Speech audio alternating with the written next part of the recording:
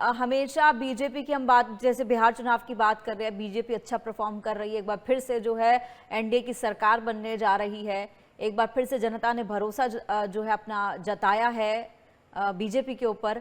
अब लेकिन अगर यहाँ पर बात करते हैं राष्ट्रीय मुद्दों की, राष्ट्रीय मुद्दे बहुत सारे हैं, लेकिन एक देशभक्ति, एक राष्ट्रभक्ति जो होती है वो अपने आप में कहीं ना कहीं सब पर इम्पैक्ट करती है। अगर हम इसे दिल्ली ब्लास्ट की बात करते हैं, दिल्ली ब्लास्ट में एक और आज जो बड़ा डेवलपमेंट हुआ है, एक मैसेज जो है बीजेपी गवर्नमेंट ने या केंद्र सरकार ने, हमारी एजेंसियों ने जो देने की कोशिश की है वो भी बता देते हैं कि पहले होता था ईंट का जवाब ईंट से दिया जाएगा, आंख के बदले आंख होगी, लेकिन अब ब्लास्ट के बदले ब्लास्ट होगा। उमर का घर जो है वो ब्लास्ट करके ढा दिया गया है। इस मैसेज को आप कैसे देखते हैं? सबसे पहले तो माननीय प्रधानमंत्री जी का, गृह मंत्री जी का, रक्षा मंत्री जी का और शासन प्रशासन का बहुत बहुत अभिवादन। मैं खुल के कहूँगा और MH1 के प्लेटफॉर्म से, अन्य प्लेटफॉर्मों से मेरी ये डिमांड थी कि इस आतंकी उमर, इसका घर ढहाया जाए। बहुत अच्छा लगा ये सुन के कि उस आतंकी उमर का घर उसी बारूद को लगा के और बुलडोजर के माध्यम से ढहा दिया गया है। पर उसके लिए बहुत बहुत हार्दिक शुभकामनाएं प्रशासन को। पर सर, ये जितने भी 5 डॉक्टर हैं या 10 डॉक्टर हैं जो इस आतंकी मॉड्यूल में, इन सबके घरों को सेम इसी प्रक्रिया से ढाया जाए। इन सबके परिवारों को UAPA में बंद किया जाए और जब न्यायालय में जाएंगे वहां ये प्रूव करे कि इनोसेंट है या गिल्टी, न्यायालय उनका फैसला करे, हम आप ना करें। तीसरी बात, इनकी सारी प्रॉपर्टी जब्त की जाए। इनकी सारी प्रॉपर्टी जब्त करना जरूरी, नहीं तो ये जहाद की दुकान नहीं रुकने वाली। उमर तो गया, अब जहां भी जन्नत में है, जहन्नम में हूर के गोद में अंगूर खा रहा होगा, पर नीचे देख रहा होगा कि हालत क्या हुई इसकी घर वालों की। और मैं ये मानने को बिल्कुल तैयार नहीं हूं कि इनके घर वालों को कुछ नहीं पता, इन्हें कुछ नहीं पता। इनको सब पता रहता है, ये सब झूठ बोला जाता है। इसमें एक वर्ड यूज होता है अलतकिया, ये सब अलतकिया है जी, हमें नहीं पता, हमने तो कुछ जानते ही नहीं। बट ये एक सही कदम है। और इसके बाद जो जहाद का एपिसेंटर है अल फलाह यूनिवर्सिटी, उसको जमीन दोष करना पड़ेगा, उस पर बुलडोजर चलाना पड़ेगा, क्योंकि जो अगली कड़ियां जुड़ रही है, जो एपिसेंटर ऑफ जहाद बन के निकल रहा है, वो अल फलाह यूनिवर्सिटी निकल रही है। तो एक बहुत शक्तिशाली मैसेज शासन को देना पड़ेगा। भारत की जमीन, भारत के टैक्स पेयर का पैसा, भारत का जो खून पसीने और गाड़ी कमाई हो, भारतीयों का खून बहाने के लिए यूज नहीं की जाएगी। आप कोई भी हो, आपका पेट्रोनेज कहीं से भी हो, अगर आप शासन प्रशासन के खिलाफ जाएंगे, अगर आप आतंकवाद का रास्ता चुनेंगे, आपको नेस्तो नाबूद किया जाएगा। इन सब की प्रॉपर्टियां अटैच करना भी बहुत जरूरी है। अल फलाह यूनिवर्सिटी जब तक खड़ी है, वो एक आतंक का प्रतिबिंब है, एक आतंक का केंद्र बिंदु है, और उसे ध्वस्त करके एक बहुत पावरफुल मैसेज जाएगा। क्योंकि काफी लोगों का मानना है अब तो बन गई भैया, अब सरकार क्या कर लेगी, ये इस धारणा से मैं आगे चलना है। और तीसरी बात इंपॉर्टेंट ये है कि मेरा ये निवेदन है कि देखिए, जो भी हमारे स्टेट गवर्नमेंट्स हैं वहां LIU है, LIU में एक विंग बनाई जाए जो इन खास यूनिवर्सिटियों पे नजर रखे। LIU में मान लीजिए 100 लोग हैं, एक 10 लोग की टीम हो, 5 लोग की टीम हो, जो इन यूनिवर्सिटियों पे नजर रखे। यहाँ कोई राष्ट्र विरोधी हरकतें तो नहीं हो रही, कहीं बम बनाने की फैक्ट्रियां तो नहीं बन रही, यहाँ कहीं जहाज के अड्डे तो नहीं बन रहे, यहाँ पे इन पे बहुत सख्त नजर रखी जाए। और लास्ट में एक बात है कि ये जो आतंकी आदिल है, इसका भाई मुजफ्फर या मुजम्मिल जो भी उसका नाम है, जो दुबई में था, दुबई में जिसने उमर को कहा भाई तुम ये डेटोनेशन कर लो, फिर ये चला गया अफगानिस्तान। तो हमें तुर्किया को, भाई वो उसाका नाम का बंदा उसे दे दो, अफगानिस्तान से मांगना पड़े वो बंदा हमें दे दो जो ये है। और इन सब के घर ढहने चाहिए, प्रॉपर्टी अटैच होनी चाहिए, और इन सब के परिवारों को UAPA में बंद करना चाहिए, तब ये जाके जहाज रुकेगा। और चक्रवर्ती साहब, आपको सैल्यूट, आपने देश को बचाने का काम किया, सारे फोर्सेस को सैल्यूट, आपने बहुत बड़ी त्रासदी से हमें बचा लिया।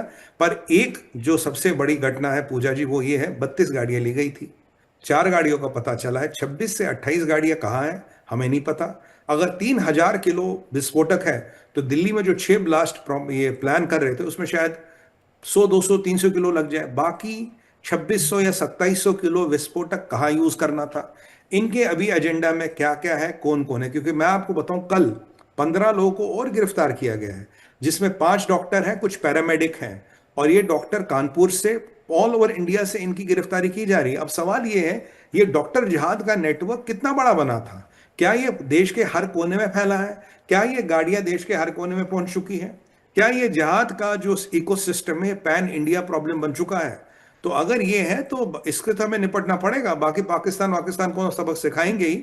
और हम अब कौन सी स्थायी व्यवस्था ऐसी करें कि आने वाले टाइम में हमें इस चीज से लड़ना पड़े, इसको पहले ही नेस्तो नाबूद किया जाए, इसको पहले ही सेटल किया जाए। और अब एक बड़ा इंपॉर्टेंट क्वेश्चन, आप देखिए पूजा जी, आप वरिष्ठ पत्रकार, इतने साल से आप मीडिया में हैं, आप देखिए एक बार हमारे जस्टिस चंद्रचूड़ सर ने कहा था भाई 24 सितंबर तक, सितंबर 24 में यहां इलेक्शन कराओ। माननीय सुप्रीम कोर्ट का निर्देश था, बड़ा हम आदर करते हैं सुप्रीम कोर्ट का, चंद्रचूड़ सर का। अब तब सरकार ने कहा था साहब यह स्थिति ठीक नहीं, सुप्रीम कोर्ट का आदेश आया, चुनाव हुआ, कोई बात नहीं।